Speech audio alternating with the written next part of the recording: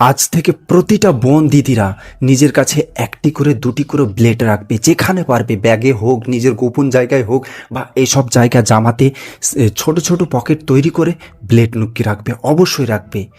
সেটা নিজের সেফটির জন্য, নিজেকে বাঁচার জন্য, নিজেকে রক্ষা করার জন্য। কেন বলছি কথাটা, আগে এই ভিডিওটা দেখো, তারপরে বুঝতে পারবে।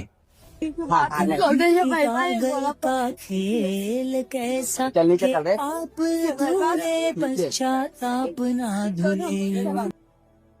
দেখলে তো ভিডিওটা, এই ভিডিওটা সম্পূর্ণ দেখালাম না, কারণ এর পরের অংশে যে আছে সেগুলো দেখার মতো নয়।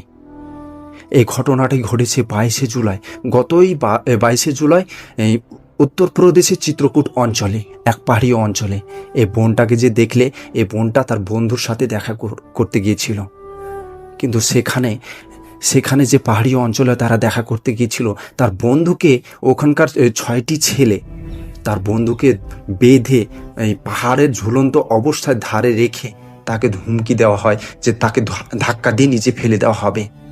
আর বোনটিকে সেই মুহূর্তে এই ঘটনাটি করেছিল, মানে তার জীবনটাকে একেবারে তছনছ করে দিয়েছে।